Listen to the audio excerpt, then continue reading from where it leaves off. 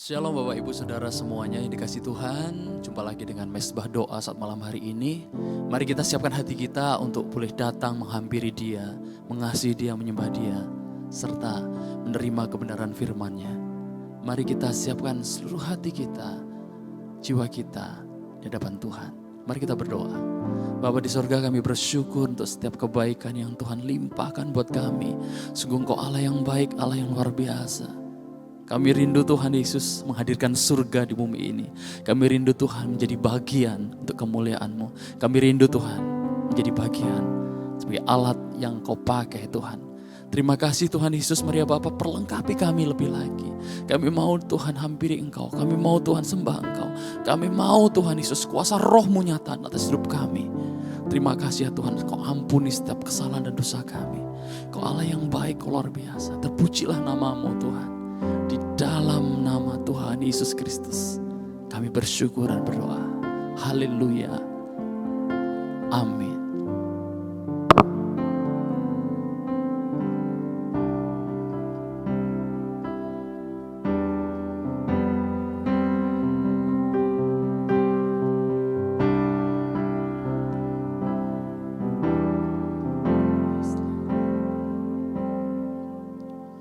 Ku mau hidup seturut kehendak-Mu, mengerjakan keselamatan yang Tuhan beri. Biarlah hidupku menjadi jawaban bagi setiap orang yang membutuhkan. Ku mau bercahaya bagaikan bintang-bintang, di tengah kegelapan terpancar terang kasih Tuhan. Ku mau bercahaya, bermegah dalam Dia, menyaksikan kemurahan Tuhan, menceritakan perbuatan Tuhan. Ku rindu hidup selalu bercahaya dalam kemuliaan-Nya.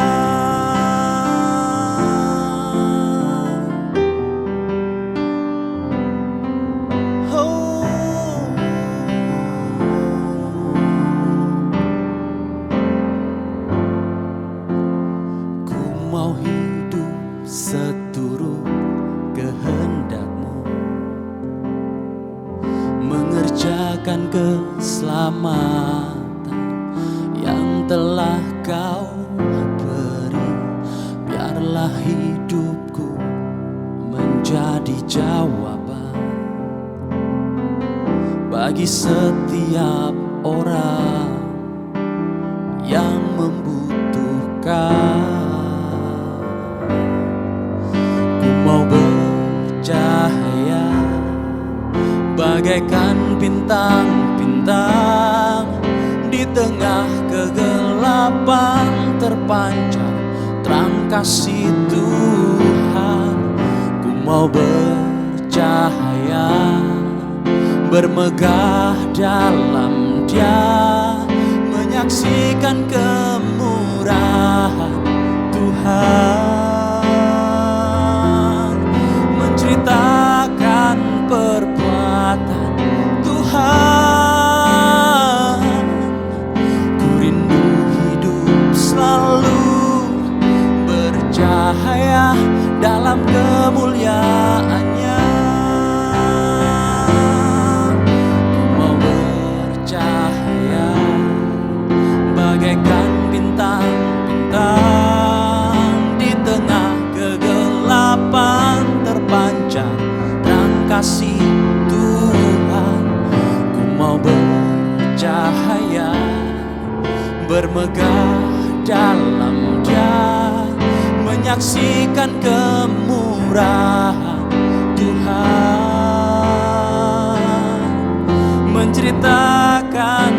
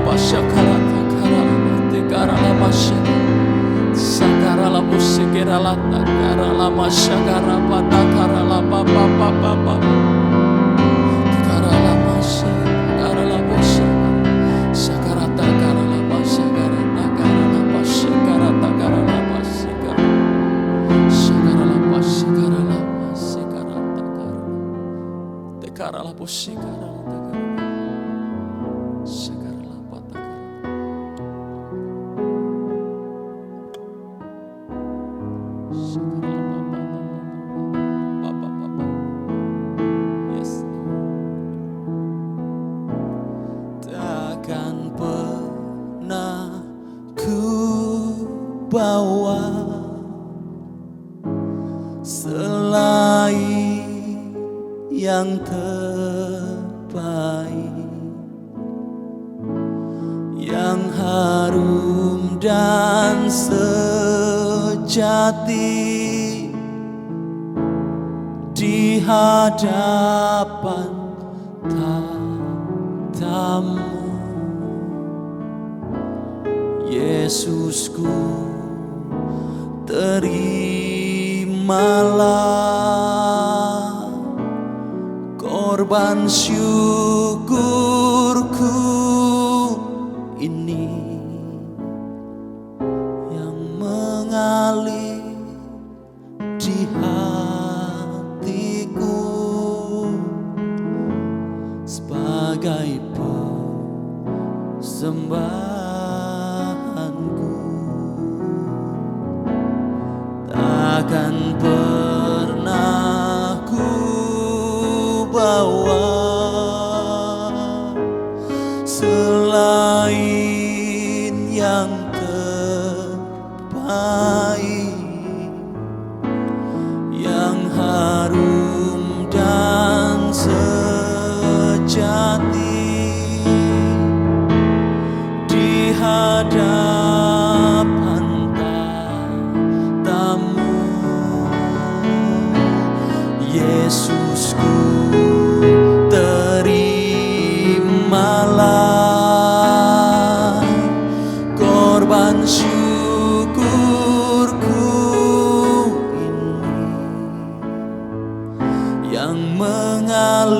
yang mengalir di hatiku sebagai persembahanku. Takkan pernah ku bawa selain yang terbaik, yang harum dan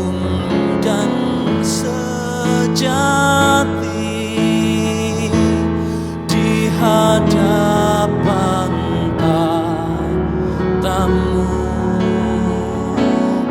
Yesusku, terimalah korban syukurku ini yang mengalir di hatiku sebagai persembahanku.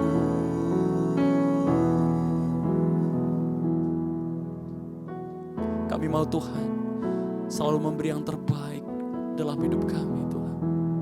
Kami mau Tuhan memberi yang terbaik untuk Engkau, karena Engkau selalu memberi yang terbaik atas hidup kami.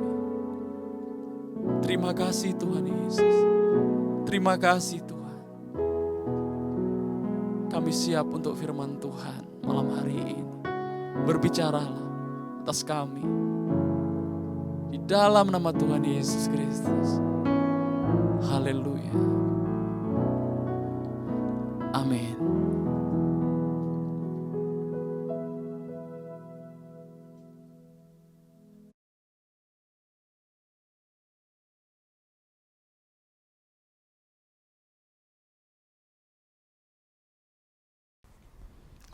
Shalom saudara yang dikasihi Tuhan, sungguh satu anugerah kita kembali lagi dalam mesbah doa malam ini.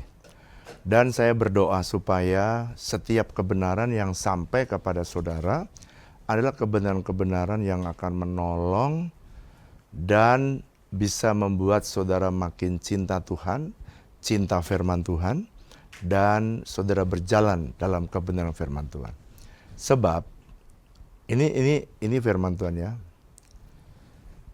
Firman Tuhan itu bisa jadi pelita sehingga saudara kelihatan terang jalanmu. Firman Tuhan juga bisa bukan hanya pelita, tapi dia juga menjadi penuntun. Tetapi firman Tuhan juga bisa jadi hakim.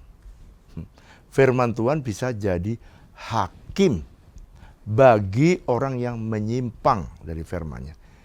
Oleh karena itu saya ingin pada hari ini address satu topik yang lagi hangat. Sebenarnya saya sudah berbicara kepada para pemimpin dan saya tidak khotbah di ibadah raya karena pengajaran-pengajaran yang menyimpang itu ada 1.800 pengajaran yang menyimpang. Sehingga kalau dibahas semua di jemaat di kebaktian hari Minggu membutuhkan 1.800 minggu. dan kalau 1.800 minggu, saudara membahas tentang pengajaran sesat atau pengajaran yang menyimpang, maka jemaat akhirnya setelah 1.800 sesi justru malah bukan jadi benar, tapi justru makin sesat. Nah, saya mau address salah satu yang lagi banyak diperbincangkan. Saya sudah bicara para pemimpin, tetapi sekarang saudara yang belum diterangkan, saudara bisa mendengarkan pengajaran yang menyimpang, yang lalu kemudian kalau kita belajar tentang pengajaran yang menyimpang, pasti tentunya ada basic firman Tuhan yang kita akan jawab ya. Nah, apa Pak judul dari pengajaran yang menyimpang? Itu menjadi judul mesbah kita, yakni Kristen progresif. Saudara mendengar beberapa perkataan-perkataan di media sosial, ada seorang yang seorang influencer dan dia seorang hamba Tuhan, tetapi dia memperkatakan atau menyampaikan pendapatnya, hidupnya sebagai penganut Kristen progresif. Nah, sekarang saya mau definisikan terlebih dahulu, munculnya dari mana sih Pak Kristen progresif itu? Kristen progresif itu muncul adalah hasil perenungan dari komunitas yang melihat perubahan-perubahan di tatanan-tatanan sosial di zaman modern yang di mana gereja dan Alkitab tidak bisa menerima dosa yang dilakukan oleh mereka. Perubahan-perubahan ini karena firman Tuhan itu seperti pagar, firman Tuhan itu seperti suluh atau pelita, dan firman Tuhan otomatis menjadi hakim. Jadi orang yang mau menyimpang, ketika dia menyimpang, dia berharap gereja bisa menerima dia. Dan ini karena jumlahnya masif, sehingga sepertinya dalam tanda kutip, karena diikuti oleh banyak pengikut, sehingga mereka sepertinya punya kredo sendiri atau dia punya pengajaran sendiri. Tetapi saya ingin supaya saudara mengerti, karena gereja tidak bisa menerima, itu sebabnya mereka mencoba untuk mulai mendefinisi ulang firman Tuhan. Oke? Nah, sekarang saya ingin address dengan 6 pengajaran atau 6 perbedaan prinsip apa yang dianut oleh Kristen progresif dan apa yang kita percaya. Atau dengan kata apa yang Alkitab katakan, yang biblical dan yang kita percaya ya. Saya akan menyampaikan satu persatu. Yang pertama, 6 perbedaan prinsip teologi Kristen progresif. Yang pertama, mereka nomor 1 ya, mempertimbangkan pengetahuan modern termasuk ilmu pengetahuan budaya dan konteks sosial untuk menafsirkan kembali ajaran firman Tuhan. Jadi dia menggunakan pengetahuan, dia menggunakan konteks masalah modern, dan dia sebenarnya kalau boleh lebih dalam, dia menggunakan penyimpangannya itu untuk mendefinisikan ulang firman Tuhan. Sehingga mereka ini beranggapan bahwa Alkitab itu, ini sebenarnya perkembangan dari teologi liberal. Tidak seluruh Alkitab itu firman Tuhan. Nah, ini pengajaran liberal. Nah, mereka berkata karena tidak semua firman Tuhan, jadi firman Tuhan itu bisa dikritisi. Atau dia berkata bahwa firman Tuhan itu bisa didefinisi ulang. Wah, ini kan bukannya hidup manusia yang harus menyesuaikan firman Tuhan. Justru hidup manusia ya malah ingin supaya hidupnya itu firman Tuhan yang menyesuaikan dengan hidupnya. Saudara, please, kita ini mesti ngerti, kita ini ciptaan Tuhan. Firman Tuhan itu adalah hukumnya Tuhan atau manual kehidupan. Oleh karena itu kalau orang-orang, kenapa mereka mau mendefinisikan kembali firman Tuhan? Karena gereja tidak bisa gereja tidak bisa mentolerir dosa yang mereka lakukan. Cara hidup mereka yang dianggap itu adalah sebuah kegiatan atau tradisi atau culture atau budaya modern, gereja tidak bisa terima karena mereka menyimpang dari firman Tuhan. Nah, sekarang saya mau menjawabnya sesuai dengan firman Tuhan ya. Kita membaca, Pak, apakah Alkitab bisa dikritisi? 2 Timotius pasal 3. Saya mau kita membaca 2 Timotius pasal 3 ayat yang kita baca ya. Tetapi hendaklah engkau tetap berpegang kepada kebenaran yang telah engkau terima. Tetap berpegang kepada kebenaran yang telah kamu terima. Dan engkau yakini dengan selalu mengingat orang yang telah mengajarkannya kepadamu. Tuhan pengen supaya kita memegang kebenaran yang sudah tertulis, yang sudah kita yakini. Jadi kalau orang Kristen progresif menyimpang, harusnya dia kembali, berpegang kembali kepada kebenaran. Bukan mengkritisi atau mendefinisi ulang atau membelokkan firman Tuhan supaya mereka bisa diterima, gitu kira-kira. Ayat 15. Ingatlah juga bahwa dari kecil engkau sudah mengenal kitab suci. Jadi Timotius ini adalah murid Paulus. Diajari yang dapat memberi hikmat kepadamu dan menuntun engkau kepada keselamatan oleh iman kepada Kristus Yesus. 16, perhatikan. Segala tulisan, saya mau menjawab yang ini, bagian yang pertama. Bukan sebagian tulisan, tapi segala tulisan yang ada di dalam firman Tuhan itu diilhamkan oleh Allah. Jadi saudara, mana pengetahuan manusia bisa menandingi pengetahuan Allah. Jadi orang Kristen progresif ini merasa bahwa dia itu lebih tahu dari Tuhan.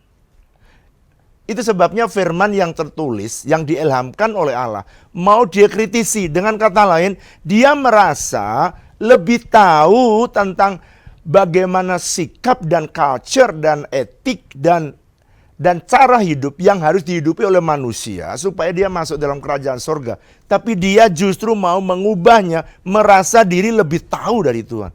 It's very dangerous. Sangat-sangat berbahaya. Alkitab nulis segala tulisan yang diilhamkan oleh, bukan sebagian tulisan, seluruhnya itu bermanfaat untuk mengajar, untuk menyatakan kesalahan. Jadi firman Tuhan itu memang kalau kita berkata mereka ini rata-rata adalah penganut daripada LGBT.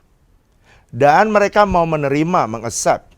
Dan mereka menganggap bahwa gereja harus bisa menerima. Itu adalah sebuah penyimpangan seksual, tapi mereka berkata itu adalah adalah perilaku yang berbeda. Sedangkan memang firman Tuhan itu harus menyatakan kesalahan. Yang salah harus dinyatakan salah. Supaya apa? Kita berkata, masa orang lesbi kita berkata enggak apa-apa. Orang gay berkata enggak apa-apa. Terus laki-laki sama laki-laki kawin kita berkata nggak apa-apa. No, no, no, no, no. Harus dinyatakan salah. Apa yang salah harus dinyatakan salah. Bahkan kalau udah salah, Tuhan bilang, kalau kamu bertobat, firman Tuhan juga dipakai Tuhan untuk memperbaiki kelakuan. Jadi yang salah dibenerin. Bukan justru membuat teologi yang baru. Saudara, sistem seperti ini sudah lama. Di beberapa kalau kita belajar di teologi, maka kita mempelajari segala macam teologi, termasuk teologi liberal dan teologi yang sesat lainnya. Bahkan dia bisa mendidik orang di dalam kebenaran. Dan di sini Alkitab sudah dengan jelas, saudara, bahwa firman Tuhan itu memang salah satu tujuan dan fungsinya adalah untuk mendidik, untuk menyatakan kesalahan. Jadi kalau salah, masa disuruh berkata benar? Bagaimana mungkin? Makanya saudara, bagian yang pertama sudah sangat jelas bahwa mereka itu menyimpang dari kebenaran. Coba kita membaca satu ayat lagi. 2 Petrus yang pertama, 2 Petrus 1 ayat 20 dan 21. 2 Petrus pasal 2, 2 Petrus pasal 1 ayat yang ke-20 dan 21. Ya, kita baca ya. Yang terutama harus kamu ketahui ialah bahwa nubuat-nubuat di dalam kitab suci tidak boleh ditafsirkan menurut kehendak sendiri. Gak boleh karena sudah ada pengetahuan modern lalu mengkritisi firman Tuhan. Gak boleh. Karena yang harus kita tahu bahwa semua isi firman Tuhan itu berisi dari nubuat. Nubuat. Tidak boleh datang dari Tuhan. Ayat 21 lebih jelas. Sebab tidak pernah, perhatikan, nubuat dihasilkan oleh kehendak manusia.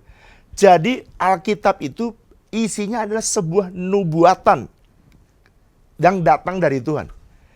Oleh karena itu dia bilang gini, ayat yang ke-21, sebab tidak pernah nubuat dihasilkan oleh kehendak manusia, tetapi oleh dorongan Roh Kudus orang-orang itu berbicara atas nama Tuhan. Coba saudara bayangkan bagaimana firman Tuhan yang diilhamkan oleh Allah seluruhnya, lalu kemudian ada nubuat-nubuat oleh para nabi yang disampaikan oleh Tuhan melalui Roh Kudusnya, lalu kemudian mau dikritisi dengan cara berpikirnya manusia. How can? Bagaimana mungkin itu bisa terjadi? Jadi ini saya harap semua saudara yang mendengarkan kebenaran ini, saudara harus memegang kembali kebenaran firman Tuhan. Ya, jadi tidak usah bingung kalau orang sudah dinasehati tidak bisa kembali kepada tujuan hidupnya, maka saudara ya sudah, itu bagian, setiap orang bisa memilih untuk hidup. Tapi doa saya, saudara yang mengikuti kebenaran dalam mesbah, setiap saya ajarkan tentang kebenaran di dalam mesbah doa, saya berdoa supaya saudara menjadi pribadi yang tetap teguh dan setia kepada firman. Oke, yang kedua. Pak, yang kedua, apa sih yang dipegang oleh pengajaran-pengajaran Kristen progresif? Mereka sering terlibat dalam upaya untuk melawan ketidakadilan, merawat lingkungan, dan memperjuangkan hak asasi manusia. Termasuk di dalamnya khususnya adalah perjuangan LGBTQ+. Mereka memperjuangkan LGBT agar bisa diterima oleh gereja. Makanya mereka mendesak para teolog agar bisa, karena para teolog itu ngerti firman Tuhan, supaya bisa meredefinisi atau mendefinisikan ulang tentang firman Tuhan, supaya LGBT bisa diterima. Saudara, penganut Kristen progresif ini yang pada akhirnya bisa mempengaruhi pemerintah dan bahkan bisa melegalkan undang-undang bahwa LGBT itu sah. Ketika gereja menolak, maka mereka membuat kredo baru, mereka membuat pengajaran baru. Bahkan mengerikan sekali, saudara. Mereka punya pengakuan iman yang berbeda dengan firman Tuhan.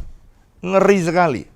Dan saudara, bahkan mereka melegalkan. Jadi pemerintah, seperti pemerintah Amerika, pemerintah Belanda, pemerintah Belgia, pemerintah Jerman yang notabene, pemerintah Inggris, pemerintah yang notabene banyak negara-negara Kristen, justru mereka melegalkan dan mereka minta supaya para pendeta mau memberkati lesbian, memberkati gay. Padahal dari awalnya Tuhan berkata, Tuhan menciptakan hanya ada laki-laki dan perempuan. Ada laki-laki dan perempuan. Jadi tidak ada yang di tengah-tengah. Gitu ya saudara. Nggak ada di tengah-tengah. Kemarin saya baru saja melayani. Di Manila. Dan saya melihat saya pergi ke toilet, ada toilet laki-laki, ada toilet perempuan, dan ada toilet yang tidak laki dan tidak perempuan. Sempat saya foto saudara, supaya nanti bisa ditayangkan di dalam supaya bisa ditayangkan di mesbah ini.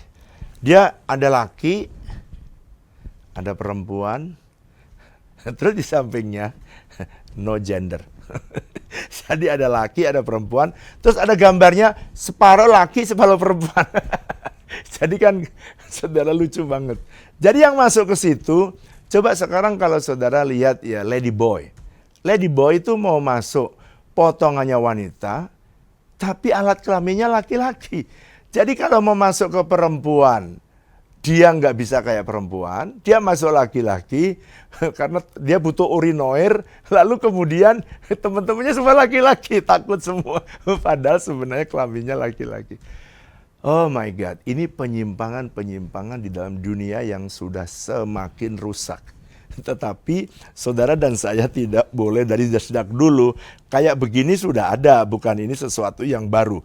Sebab dari dulu sudah ada yang namanya Sodom dan Gomora. Mereka sudah biasa.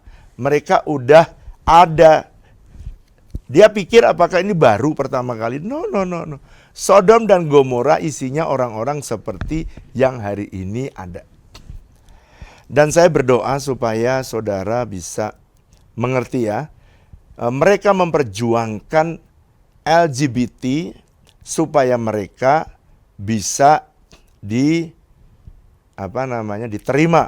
Bahkan gereja-gereja yang tidak mau menikahkan, memberkati gay atau lesbian atau pernikahan sejenis, justru bisa di-issue dan dimasukkan penjara. Dunia sudah mulai terbalik. Mereka menganggap yang salah dianggap benar, justru kebenaran malah disalahkan. Nah Pak, kalau kayak gitu, bagaimana menurut firman Tuhan? 2 Timotius pasal 3 ayat 14 yang tadi, 2 Timotius pasal 3 ayat 14, tapi hendaklah engkau tetap berpegang. Tepat perhatikan, hendaklah kamu tetap berpegang kepada kebenaran.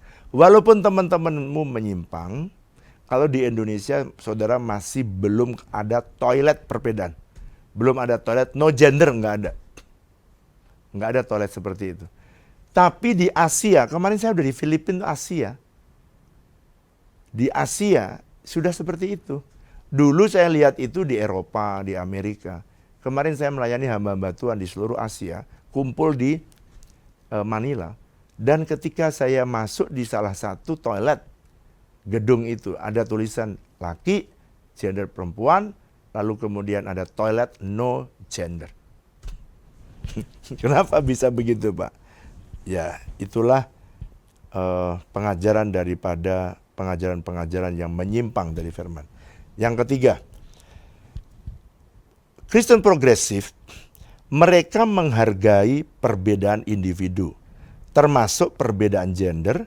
Nah, sebutan mereka adalah perbedaan gender dan orientasi seksual, atau kalau saya sebut sebagai penyimpangan seksual. Tapi mereka sebut orientasi seksual dan latar belakang agama. Mereka itu menganut faham inklusivitas dan keragaman. Walaupun dia menyimpang, mereka berkata itu adalah orientasi seksual mereka yang berbeda dengan kita. Kalau saya berkata itu bukan orientasi seksual, itu adalah penyimpangan seksual. dibaharui kalimat-kalimatnya supaya kelihatan nampak benar. Terus kemudian mereka ini bukan seperti Bhinneka Tunggal Ika, kita berbeda-beda tetapi tetap satu. Kita menghargai semua agama yang ada di Indonesia. Kita bersahabat, kita bergaul. Tapi tanpa mengkompromikan keyakinan kita masing-masing. Agama yang lain tetaplah percaya dengan apa yang dia percayai. Kita tidak perlu memaksakan. Tetapi kita juga tidak boleh mengkompromikan kebenaran firman Tuhan yang tertulis dalam firman Tuhan dengan mengkompromikan dan menerima perbedaan orientasi seksual yang terjadi di luar. Perilaku-perilaku yang menyimpang dari kebenaran firman Tuhan tidak boleh membuat saudara keluar dari kebenaran firman. Nah, saya mau address bagian yang ini. Jadi walaupun orang-orang ini melanggar firman Tuhan, melakukan free sex dan LGBTQ++, mereka bukan dipandang berdosa menurut Kristen progresif. Atau mereka tidak dipandang melanggar firman, tetapi mereka diterimanya sebagai keragaman. Ya, ini kamu berbeda gitu. Walaupun kamu menyimpang, jadi itu tidak dianggap dosa. Penyimpangan firman Tuhan tidak dianggap dosa, tapi dianggap keragaman. Nah, ini penyesatan setan masuk di dalam gereja Tuhan. Saudara, saya ingin address bagaimana pandangan firman Tuhan ya. Coba kita membaca 1 Korintus pasal 5. Ayat 9 dan sampai ayat 11. 1 Korintus pasal 5 ayat 9 sampai ayat 11. Dua ayat yang saya pengen kita baca ya. Satu lagi nanti Efesus pasal 4. Dalam suratku telah kutuliskan kepadamu, ini surat Rasul Paulus kepada jemaat di Korintus. Karena jemaat di Korintus dulu sudah ada. Jadi percabulan seperti sekarang ini udah ada, ini bukan barang baru. Setan mah nggak ada yang lama, nggak ada baru. Semua tidak ada yang baru di bawah kolong langit. Dalam suratku telah kutuliskan kepadamu, supaya kamu jangan bergaul dengan semua orang cabul. Siapa yang dimaksudkan? Yang aku maksudkan bukan dengan semua orang cabul, karena orang cabul di dunia perlu kenal Tuhan Yesus. Kamu harus bergaul dengan mereka supaya mereka bisa kembali kepada Tuhan. Tetapi yang aku maksudkan, Rasul Paulus berkata, bukan dengan semua orang yang cabul pada umumnya dari dunia ini, atau dengan semua orang kikir, penipu, atau dengan semua penyembah berhala. Karena jikalau demikian, kamu harus meninggalkan dunia ini. Karena di dalam dunia ini banyak penyesatan, banyak dosa, banyak penyimpangan dari firman. Tapi maksudnya siapa Pak yang dimaksudkan kamu jangan bergaul dengan orang cabul? Ayat berikutnya. Nah, tetapi yang kutuliskan kepada kamu ialah supaya kamu jangan bergaul dengan orang yang, perhatikan, sekalipun menyebut dirinya saudara atau dia menyebut dirinya Kristen, dia adalah orang yang cabul, kikir, penyembah berhala, fitnah, pemabok, penipu. Dengan orang yang demikian, janganlah kamu sekali-kali makan bersama-sama dengan mereka. Berarti dengan kata lain, bagaimana caranya supaya kita itu tidak terdistract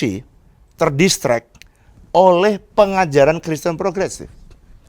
Kita boleh bergaul dengan semua orang.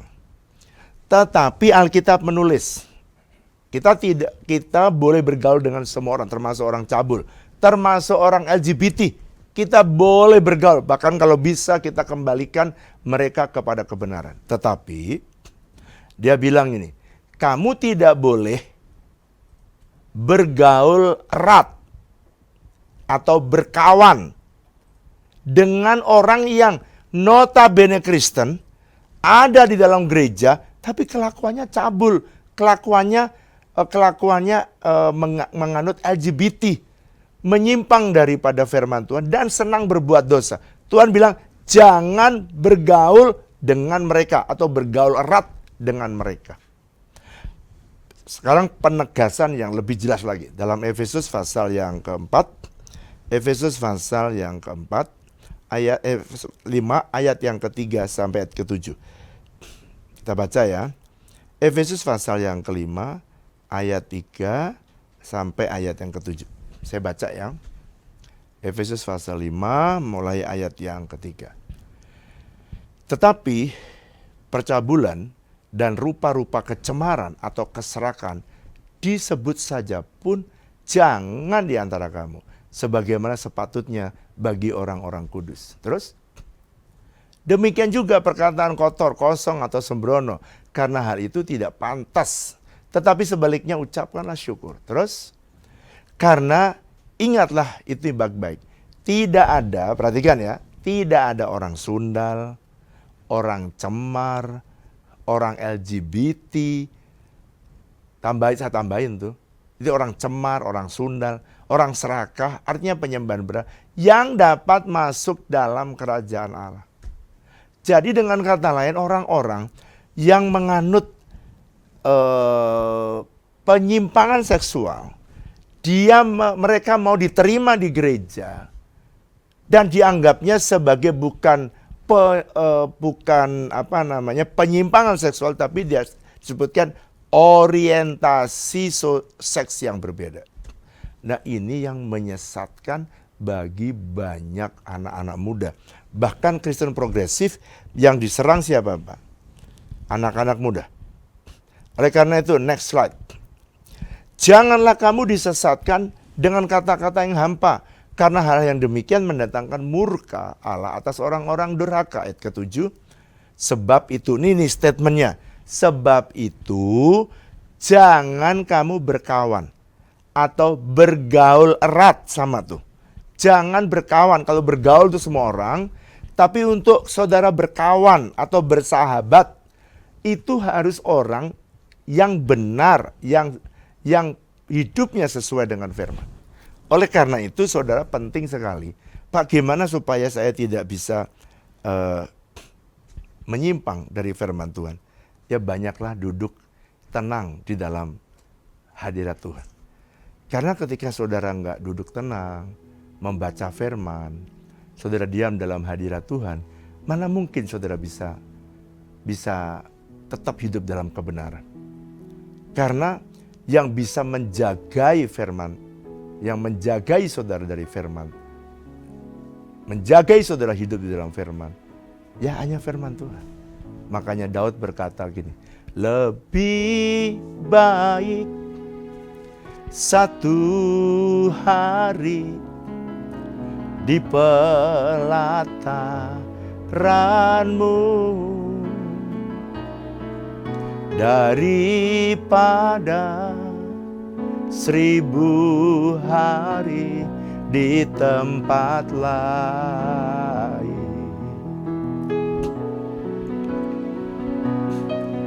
Memujimu, menyembahmu, Kau Allah yang hidup, dan menikmati semua kemurahan-Mu.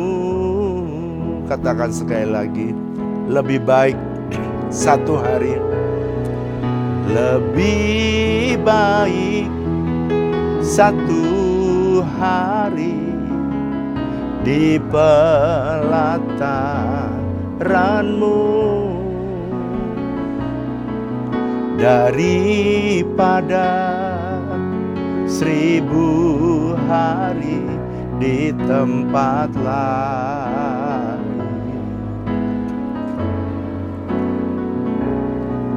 Memujimu, menyembahmu, Kau Allah yang hidup, dan menikmati semua kemurahan-Mu.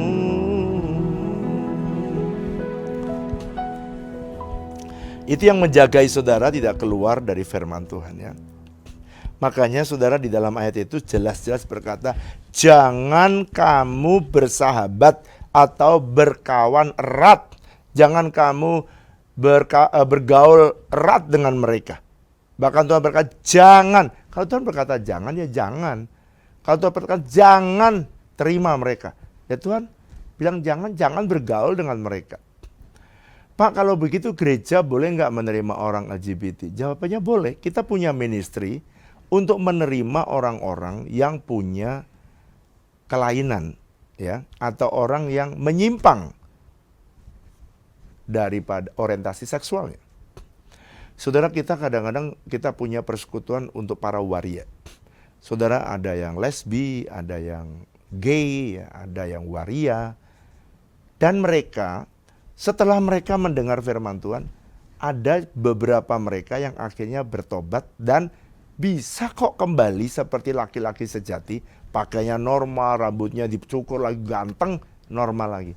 Dan itu kita pisahkan lalu dimuridkan. Jadi kita menerima mereka yang kita dosanya kita tolak, dosanya kita benci, tapi kita sayang mereka supaya mereka bisa bertobat. Bukankah itu kehadiran gereja? Bukan menerima dosanya. Nah, ini Kristen progresif justru menerima dosanya. Nah, kita harus membenci dosanya, mengasihi orangnya. Dan saudara, dari sejak kita melayani waria ini, kira-kira sudah ada 12 orang yang dari waria. Dan sekarang dia sudah bertobat, mengenal Tuhan Yesus sebagai Tuhan dan Juru Selamat. Dan pakaiannya udah berubah, pakai celana normal laki-laki. Dan dia udah diajari gerak jalan, ya, supaya jalannya lurus, normal kayak layaknya laki-laki. Nah, jadi kesimpulannya adalah kita harus menerima mereka, accept mereka, tapi kita harus menolak dosa mereka. Nah, Kristen progresif, dia menerima orangnya, menerima dosanya, bahkan tidak dianggap penyimpangan, tapi itu adalah sebuah orientasi yang lain. Bahasanya itu loh, bahasa penyesatan. Nah, saya berdoa lewat kebenaran ini, saya belum bisa melanjutkan semua itu dari 3 penyimpangan pengajaran dari Kristen progresif. Nanti di bagian yang part yang kedua, saya akan menyampaikan 3 lagi ciri khas daripada Kristen progresif, dan ada beberapa tokoh-tokoh yang sebenarnya udah lama sih ini, di Amerika sudah lama, bahkan dia menulis buku-buku juga banyak, dan buku-bukunya juga buku-buku yang mengkritisi firman Tuhan atau buku-buku yang menentang firman Tuhan, dianggap firman Tuhan tidak benar dan harus dikritisi ulang. Saya berdoa supaya kebenaran ini bisa menolong saudara dan saudara tidak ada yang menyimpang dan tidak keluar dari firman Tuhan.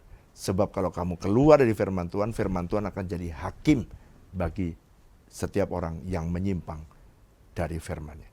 Mari kita datang kepada Tuhan, dan saya mau berdoa buat saudara yang sakit, saudara yang mungkin ada saudara yang saudaramu sedang menyimpang dari Tuhan, jauh dari Tuhan. Dan saya juga pengen berdoa untuk saudara yang pengen jadi anak Tuhan. Sebab sometimes ada yang mendengarkan mesbah doa yang saya sampaikan ini, tapi dia belum percaya Tuhan Yesus. Dan saudara mungkin pengen mengenal Tuhan lebih dalam, dan saudara pengen menerima Yesus sebagai Tuhan dan Juru Selamatmu. Saya akan berdoa. Mari angkat pujian. Lebih baik satu hari di pelataran-Mu daripada 1000 hari di tempat lain.